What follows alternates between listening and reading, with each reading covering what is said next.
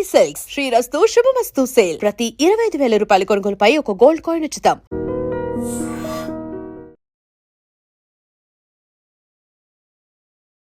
Welcome to iDream. నేను Udayasri. Present మనతో ఉన్నారు motivational speaker, family counsellor and public speaker Rajani Rama గారు.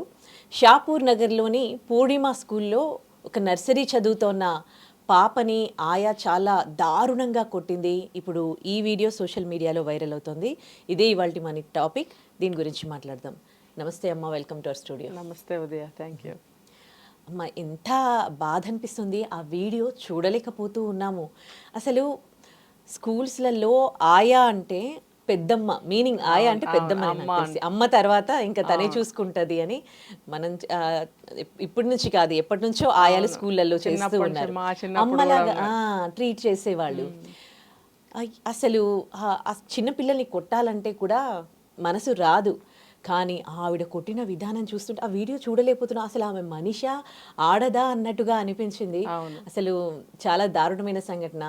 స్కూల్స్లలో ఆయాన్ని పెట్టుకునేటప్పుడు వాళ్ళు స్కూల్స్ ఎట్లాంటి జాగ్రత్తలు తీసుకోవాలి, పేరెంట్స్ ఎట్లాంటి జాగ్రత్తలు తీసుకోవాలి? అవునవును, ఇది పాయింట్ కరెక్టే.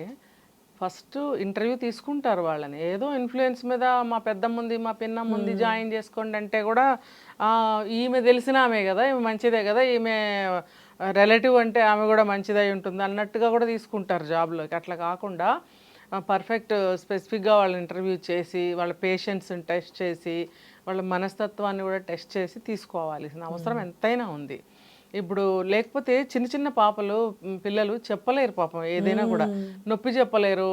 టాయిలెట్కి వస్తే కూడా చెయ్యి పెట్టి అదుముకునే పిల్లల్ని చూస్తున్నాం మనం. చెప్పలేక భయపడతారు బయటకు వచ్చినప్పుడు.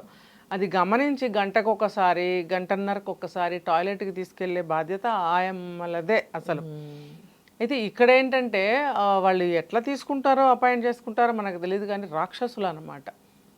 ఇలా రాక్షసంగా ప్రవర్తిస్తే కరెక్ట్ కాదు. ఇప్పుడు హాస్పిటల్స్లో కూడా చూస్తాం అక్కడక్కడ ఇలాంటి వాళ్ళని. అంటే మరీ బాగా పెద్ద హాస్పిటల్స్ అయితే సమ్ బెటర్, కానీ నార్మల్గా ఈ ప్రైవేట్ హాస్పిటల్స్కి వెళ్తే అక్కడ ఎదుర్కొంటున్న సమస్యలు ఇలాంటివి కూడా ఉన్నాయి. ఈ ఆయాలు ఏంటంటే చాలా క్రూయల్గా బిహేవ్ చేస్తారు. ఎందుకో వాళ్ళు ఇప్పుడు బెడ్ ప్యాన్స్ పెట్టే దగ్గర కానీ, లేకపోతే బట్టలు మార్చే సమయంలో కానీ పేషెంట్ మీద సగం వదిలేస్తారు. అలాగే హ్యూమానిటీ పోతుందా, అసలు మానవత్వం అనేది పోతుందా? ఎందుకంత క్రూయల్గా తయారైంది? లేదు, రెండు విషయాలు. ఒకటేంటంటే అంత మొత్తం కష్టం మనమే ఎందుకు పడాలి. సెకండ్ ఏంటంటే అబ్బా వాళ్ళదంతా మనం ఎక్కడ చూడాలి, ఎక్కడ తీయాలి, జాబ్ చేయొద్దు కదా. అలాంటప్పుడు ఆ జాబ్ తీసుకోవద్దు. సేమ్ ఇక్కడ కూడా చిన్న పిల్లలకి 1 టాయిలెట్ అయినా 2 టాయిలెట్ అయినా వాళ్ళకి తెలియదు, పాడు చేసుకోవచ్చు బట్టలు. అలాంటప్పుడు వీళ్ళు మొత్తం క్లీన్ చేయాలి. వీలైతే ఒక్కొక్కసారి మొత్తం క్లీన్ చేయాల్సి వస్తుంది, ఒక స్నానం కూడా చేయించాల్సి వస్తుంది. ఎందుకంటే పిల్లలు తెలియదు, వాళ్ళు పాడు చేసుకుంటారు కాబట్టి. అంత మాతృత్వపు లక్షణాలు లేనప్పుడు, అంత పేషెన్స్ లేనప్పుడు అలాంటి వాళ్ళని తీసుకోవద్దు. సరే, మనం మనసు లోపలికి దూరి వాళ్ళు ఎలాంటి వాళ్ళు అని మనం చెక్ చేయలేనప్పుడు ఏం చేయాలి? సూపర్విజన్ కరెక్ట్గా ఉండాలి. కరెక్ట్, అవునా? ఇప్పుడు ఇక్కడ చూస్తే ఎంత హింస అనమాట, ఎంత దారుణంగా కొట్టిందంటే ఆ పాప భయంతో సౌండ్ కూడా చేయట్లేదు, ఇంకా స్ప్రింగ్ లాగా లేచి కూర్చుంటుంది మళ్ళీ కొట్టి అన్నట్టు. భయం అనమాట. లే అంటుంది, ఒకసారి కొట్టి లే అంది. అన్నప్పుడు ఆ తర్వాత ఎన్నిసార్లు అయితే కొట్టిందో అన్నిసార్లు తనకై తానే స్ప్రింగ్ లాగా లేచి కూర్చోవడం అనేది హృదయాన్ని పిండినట్టు అయింది నాకు. అదే ఇంటి దగ్గర ఎంత ఏడుస్తారు, అమ్మా నాన్న అమ్మా నాన్న అని గారాలతో అట్లా ఏడుస్తారు పిల్లలు. అలా అక్కడ అంత భయంతో సౌండ్ కూడా చేయట్లేదు. ఆమె తోసి కింద పడేస్తే తల నేలకి తగిలి టాప్ అని సౌండ్ వస్తుంది. అంత దారుణంగా నువ్వు నేలకేసి తల కొడుతున్నావు, ఇంకా జుట్టు పట్టుకొని ఎలా అయితే పడిందో అలా ఇట్లా కొడుతోంది నేలకేసి. ఏమనుకుంటున్నావు? పసిపిల్ల అనుకుంటున్నావా, పెద్దవాళ్ళు అనుకుంటున్నావా, ఒక వస్తువు అనుకుంటున్నావా? జీవి కాదా? ఆ పిల్ల ఇప్పుడు మాట్లాడలేని పరిస్థితిలో ఉంది. హాస్పిటలైజ్డ్, సిక్ అయింది, చిన్న పాప, తినట్లేదంట కదా. ఏమి ఇప్పుడు ఇంట్లో వాళ్ళు కూడా ఏంటి పాప ఇలా ఉందని ప్రతిరోజు చెక్ చేసుకోవాలి. ఆయాల మీద వదిలే వాళ్ళు, తల్లిదండ్రులు కూడా బాగానే చూసుకుంటున్నారు, తప్పు పట్టలేము. కానీ సంటి పిల్లల్ని ఎక్కడన్నా కొన్ని ఇలాంటివి జరుగుతున్నాయి. మరి ఆ తల్లి లక్షణాలు ఎలా ఉన్నాయో మనం గమనించుకోవచ్చు. ముఖ్యంగా ఆయాల్ని పెట్టుకునే వాళ్ళు, పేరెంట్స్ కూడా చాలా జాగ్రత్తగా ఉండాలి. ఇంట్లో కూడా ఇలాంటి వాళ్ళని కేర్ టేకర్స్ పెట్టి జాబ్స్కి వెళ్తుంటే మనం చూసాం కొన్ని సీసీ కెమెరాస్ లో పాపల్ని కొట్టడం, ఇలా ఎత్తి పట్టుకుని కింద పడేయడము, జుట్టు పట్టుకుని లాగడం, ఇలాంటివి మనం చూసాం కొన్ని. ఇది ఇంకా దారుణం. దున్నపోతులాగా ఉంది, ఇంతలావుగా పెద్ద వయసు ఆమె. ఆ చిన్న పాపను కొట్టడానికి అసలు మనసు ఎలా వచ్చింది? తను కూడా తల్లి అయి ఉంటుంది కదా, అంత వయసు స్త్రీ, అదే కదా, చిన్న ఆమె కూడా కాదు. అదే కదా. పోనీ తన లైఫ్ పిల్లల్ని ఎట్లా పెంచిండొచ్చు కదా. అంటే ఒక రాక్షస ఆడదేనా అసలు? ప్రవృత్తి ఉంటుంది వీళ్ళకి. ఆ. అది ఇంకొకటి, ఇంట్లో జరిగే గొడవలు, ఆ తర్వాత వాళ్ళ పిల్లలకి ఏదైతే జరగదో ఇంటి దగ్గర, ఇక్కడ పిల్లలకి ఏంటి అంత బాగా మనీ కట్టి స్కూల్స్లో జాయిన్ చేసి చదివిస్తూ వాళ్ళకి కడగడం తుడవటం దగ్గర నుంచి మాలాంటి మనుషుల్ని పెట్టుకుని చేయిస్తారు. మా పిల్లలకి ఇంటి దగ్గర ఎట్లా ఉన్నారో, మా పిల్లకి జ్వరం వచ్చింది విడిచిపెట్టి నేను స్కూల్కి వచ్చాను, ఇక్కడ వీళ్ళకి ఎన్ని అడుగుతున్నాను, నా పిల్ల పరిస్థితి ఎట్లా ఉందో, అసలు ఇలాంటి ఆలోచనలు ఏమైనా వస్తే కూడా పైశాచికంగా బిహేవ్ చేస్తారు. నెంబర్ 2, ఈ సెల్ ఫోన్ మొబైల్స్, వాళ్ళు ఆ ఒక్క నిమిషం ఖాళీ దొరికితే వెంటనే సెల్ ఫోన్ ఓపెన్ చేస్తున్నారు. ఇప్పుడు ఎవరైనా చూడండి, హాఫ్ మినిట్ టైం దొరికితే చాలు మొబైల్ ఓపెన్ చేసేస్తున్నారు. అది అంత ఏమంటారంటే ఒక పిచ్చిలాగా అయిపోయింది వాళ్ళకి. ఎప్పుడెప్పుడు ఆ ఫోన్ ఓపెన్ చేద్దాం, అది ఒక ఇది అలవాటైపోయింది, బాగా పిచ్చి అయిపోయింది. ఆ ఫోన్ ఉన్మాదం కూడా వీళ్ళకి ప్రజెంట్ వర్క్లో కాన్సన్ట్రేట్ కానీ లేకపోతే ఓపిక్గా కానీ పనిచేసే స్థితి ఉండటం లేదు. రీజన్స్ చాలా ఉంటాయి, మనం ఇప్పుడు కొన్నే చెప్పాం. కాబట్టి సూపర్విజన్ అనేది బాగా స్ట్రాంగ్గా ఉండాలి. ముఖ్యంగా చిన్న పిల్లలు, నోరులేని పిల్లలు వీళ్ళు. ఆకలేస్తే ఆకలే అని చెప్పలేరు, నొప్పి వేస్తే నొప్పి అని చెప్పలేరు, టాయిలెట్కి వస్తే కూడా బయటకు వచ్చాం కాబట్టి చెప్తే తిడతారో ఏమన్నా అంటారో అని ఆ భయంతో కూడా అదుముకుంటూ ఉంటారు, చెప్పరు. ఇప్పుడు ఆ పాప ఇక్కడ జరిగిన సిచ్యువేషన్ నాకు అనిపిస్తుంది, ఫ్రాక్ ఏదో తడుపుకుంది, సో ఆమె మార్చవలసి వచ్చింది. ఆ కోపం ఆ పాప మీద చూపించిందని అక్కడ తెలుస్తుంది. ఆ వెనకాల బటన్స్ తీసి నువ్వే విప్పుకో అన్నది. ఆ పాపే భయంగా స్పీడ్గా ఇప్పేస్తుంది. అసలు తనకు వచ్చా ఫ్రాక్ తీసుకోవడం? అలాంటిది భయంతో ఎట్లా పడితే అట్లా లాగేసుకుంటుంది. కింద కూడా తీయించింది. ఇంకొక ఫ్రాక్ ఇచ్చింది, ఇచ్చి ఏం చేసింది, వేసుకో అన్న తర్వాత బ్యాక్ ఓపెన్ బటన్స్ పెట్టుకోవాలి, పాపకు రాదు. ఆ బటన్స్ పెట్టే నెపంతో 100 సార్లు గుంజింది ఆమెని, ఆ పాపని. గుంజడం కొట్టడం కింద పడేయటం, గుంజడం కొట్టడం కింద పడేయటం, మళ్ళీ లేవు అంటాం. అంటే అసలు ఆ పిల్లని ఎందుకు నువ్వు హింస పెడుతున్నావు? బటన్స్ నువ్వు కదా పెట్టాలి, ఆ పాపకు అందదు కదా, నీకెందుకు అంత కోపం ఎందుకు? నువ్వు ఉద్యోగం రిజైన్ చేసి పో, రిజైనా నీ మొహం, నేను పనిలోకి రానని చెప్పి మానే. మిగతా జాబ్లకి ఏమో ఇప్పుడు క్వాలిఫికేషన్ ఉండాలి, ఏ జాబ్ చేయాలన్నా కానీ ఈ క్వాలిఫికేషన్స్ దేనికైనా ఉండాల్సిందే. కానీ ఈ ఆయా జాబ్కి వచ్చేసరికి వాళ్ళకి ఒక ఎమోషన్స్ అంటూ ఉండాలి. అవి లేని అసలు ఆ అటాచ్మెంట్స్ తో ఉండే వాళ్ళని ఎట్లా చూస్ చేసుకోవడము, ఇలాంటి వారి వల్ల ఇప్పుడు పాప ప్రాణం పోతే ఎవరు బాధ్యులు?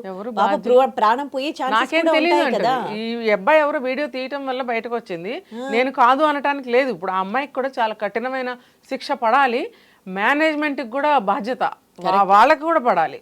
వాళ్ళ స్కూల్ యాజమాన్యం కూడా నార్మల్గా చిన్న ఇన్సిడెంట్ గా కన్సిడర్ చేసి కేసు పెట్టొద్దు అని చెప్పినట్టుగా ఎట్లా చెప్తారు? అస్సలు ఒప్పుకోకూడదు. అసలు వాళ్ళ పిల్లలకి వాళ్ళు అలాగే అంటారా? అలాగే వాళ్ళు తప్పించుకోవడానికి అలాగే అంటారు. వాళ్ళ స్టాఫ్ కాబట్టి వాళ్ళని సేవ్ చేసే ప్రయత్నం చేస్తారు. ఎందుకంటే వాళ్ళ స్కూల్ కి చెడ్డ పేరు రాకూడదు కదా. ఫారిన్ కంట్రీస్ లో తీసుకుంటే పిల్లల కేరింగ్ లో చాలా స్ట్రిక్ట్ యాక్ట్స్ ఉన్నాయి, రూల్స్ ఉన్నాయి. అక్కడ పిల్లలు కుయ్యి అంటే చాలు కేసు అయిపోతుంది. అక్కడ ఇంట్లో తల్లి కానీ తండ్రి కానీ కేకలేసినా, ఒక చిన్న దెబ్బ వేసినా పోలీసులు యాక్షన్ తీసుకుంటారు అక్కడ ఆ సౌండ్ కి. అవును, మనకి కూడా అలాంటివి రావాలి కదా, అక్కడ పేరెంట్స్ కూడా కొట్టడానికి లేదు. అసలు పిల్లలు ఆకలేసో దెబ్బ తగిలో ఏడ్చినా కూడా వచ్చేస్తారట. అసలు అంత కాదు కదా, మనకు కొద్దిగానైనా ఇక్కడ లేదు కదా, కేరింగ్ లేదు.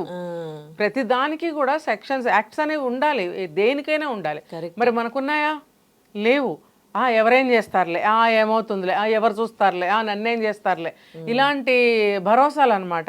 ఈ భరోసా ఎవరిస్తారంటే వర్క్ చేసే వాళ్ళకి వాళ్ళ యాజమాన్యం వాళ్ళే ఇస్తారు. ఎందుకంటే వాళ్ళకి చెడ్డ పేరు వస్తుంది కదా. కాబట్టి ఇందులో యాజమాన్యానికి కూడా సమానమైనటువంటి బాధ్యత, శిక్ష ఉండాల్సిందే. ఆయా జాబ్ చూస్ చేసుకునే వాళ్ళకి మీరిచ్చే ఏమైనా మెసేజ్ ఉందా అండి? ఖచ్చితంగా ఇంటర్వ్యూ తీసుకోవాలి వాళ్ళకి కూడా. ఎట్లా అంటే ఒకళ్ళిద్దరు రావటం కాదు. ఇప్పుడు మామూలుగా మీ సాఫ్ట్వేర్ జాబ్లకి ఎంతమందిని పిలుస్తారు, ఇంటర్వ్యూ అందరూ జాబ్ కావాల్సిన వాళ్ళందరూ వెళ్తారు. అలాగే దీనికి కూడా మీరు యాడ్ ఇస్తారో ఎలా ఇస్తారో చెప్పుకుంటారు కదా, వీళ్ళందరూ అటెండ్ అవుతారు. అటెండ్ అయినప్పుడు వీళ్ళని ఇంటర్వ్యూ తీసుకోవాలి. 10 మంది మనుషుల్ని చూసినప్పుడు ఫేస్ రీడింగో, బాడీ లాంగ్వేజో, మాట తీరో, వాళ్ళ చేష్టల ద్వారానో వాళ్ళ మెంటాలిటీ మనకు తెలిసిపోతుంది. 10 మందితో మాట్లాడిన తర్వాత మీరు సెలెక్ట్ చేయలేరా ఒకళ్ళిద్దరిని? తెలుస్తుందా లేదా? ఈ అమ్మాయి సాఫ్ట్ క్యారెక్టరు, కాస్త పేషెన్స్తో ఉంది, కొంచెం నవ్వుముఖంతో ఉంది, ఈ అమ్మాయి కొంచెం మెతకగా ఉంది అనే లక్షణాలు మనకు తెలుస్తాయి కదా. అవును. అటువంటి వాళ్ళని సెలెక్ట్ చేసుకుని మళ్ళీ వాళ్ళని సెకండరీగా మళ్ళీ ఒక ఇంటర్వ్యూ చేయాలి, కొన్ని దానికి తగ్గ క్వశ్చన్స్ వేయాలి వాళ్ళని. ఇలా అయితే నువ్వేం చేస్తావు, ఇలా జరిగితే నీ ప్రవర్తన ఎలా ఉంటుంది అని చెప్పి ఇంటర్వ్యూ చేయాలి. తర్వాత అగ్రిమెంట్ పేపర్స్ మీద సైన్ కూడా చేయించుకోవాలి. ఏ జాబ్కైనా ఉందా లేదా ఉదయ? అవును. దీనికి ఎందుకు ఉండకూడదు? అదే కదా. దీనికి కూడా మీరు శాలరీ ఇస్తున్నారు కదా. ఎక్కడ ఏ చిన్న మన జాబ్కి వర్క్కి వెళ్ళినా అగ్రిమెంట్ ఉంటుందా లేదా?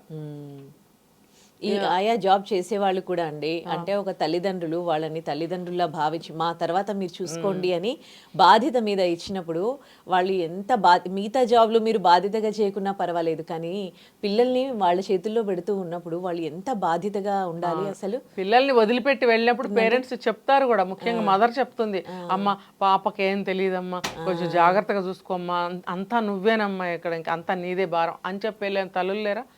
అందరూ చెప్తారు. చెప్పినప్పుడు వీళ్ళు ఎందుకు పాటించరు? ఇలాగే చెప్తా, నీకెందుకమ్మా, నువ్వు మర్చిపో, నేనే చూసుకుంటా అంతా. ఇంటి దగ్గర అమ్మ అమ్మ అంటారు కదా, ఇక్కడికి వచ్చినప్పుడు ఆయమ్మ అంటారు. అంటే ఆ అమ్మ ఫీలింగ్ పోకుండా ఉండడానికి ఇక్కడ ఆయాని కూడా ఆయమ్మ అని పిలవడం అలవాటు చేస్తారు.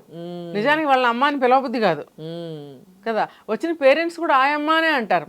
పాపం గతిలే. అమ్మ లక్షణాలు ఎక్కడున్నాయి వీళ్ళకి? అస్సలు లేనే లేవు.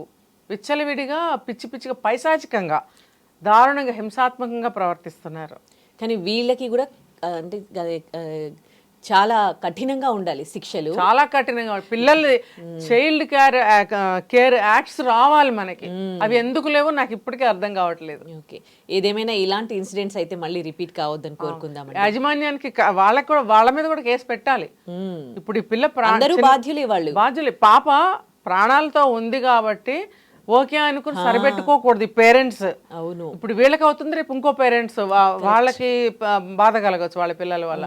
కాబట్టి పేరెంట్స్ అందరూ కలిసి వాళ్ళ మీద కేసు పెట్టాల్సిందే. ఇప్పుడు ఎవరెవరైతే ఆయాలపైన డిపెండ్ అయ్యారో వాళ్ళందరూ కూడా చాలా జాగ్రత్తగా ఉండాలి. ఖచ్చితంగా. ఇది మనకి వెలుగులోకి వచ్చింది కాబట్టి తెలుస్తుంది, కానీ ఎన్నో కేసులు జరుగుతున్నాయి స్కూళ్ళల్లో, పిల్లలు సఫరింగ్ అనమాట. ఈవెన్ మా బాబు కూడా చిన్నప్పుడు పొట్టనొప్పి రోజు ఏడ్చేవాడు. మామూలుగా ఫుడ్ వల్ల ఏమన్నా అయిందా, డైజెస్ట్ అవ్వలేదా అనుకునేదాన్ని నేను కూడా. ఒక రోజు చెప్పాడు పొట్టలో గుద్దారని. ఇప్పుడు ఈ పాపను కూడా పొట్ట మీద ఎలా గుద్దింది? అమ్మో, దారుణంగా. అసలు ఆ వీడియో తలుచుకుంటేనే ఏడుపు వచ్చేస్తుంది. పాపల్లా పడిపోయినప్పుడు మళ్ళీ చేత్తో తోసి పొట్ట మీద గుద్దింది. అసలు నాకు గుండె బయటకు వచ్చినంత పని అయింది. మీరు మాట్లాడుతుంటే కూడా నాకు బాడీ పైన ఇదిలా అనిపిస్తుంది. నేను చాలా ఇరిటేట్ అయిపోయాను. కాబట్టి కఠినంగా ఈ ఆయా మీద కానీ ఆ యాజమాన్యం మీద కానీ పేరెంట్స్ అందరూ కలిసి కేసు పెట్టాల్సిందే. రైట్. పిల్లల యాక్ట్స్ అయితే రావాలి తప్పకుండా. రైట్, హోప్ సో అండి, తొందరగా రావాలని కోరుకుందాం. నమస్తే. నిజంగా ప్రస్తుతం ఉన్నటువంటి సమాజం దేనికి ప్రయారిటీ ఇస్తుంది? ఆర్థిక సంబంధాల చుట్టూ మాత్రమే తిరుగుతోంది. మళ్ళీ ఎన్నికలంగానే చాలా విరక్తి కలుగుతాను. మంచి అనిపిస్తుంది కదా, లేడీస్ కూడా ఛాలెంజింగ్ జాబ్స్ చేసినప్పుడు చాలా బాగుంటది. ఫుడ్ డెలివరీ ఇవ్వటానికి వెళ్ళినటువంటి డెలివరీ బాయ్ అనిల్ పై కళ్ళ ముందు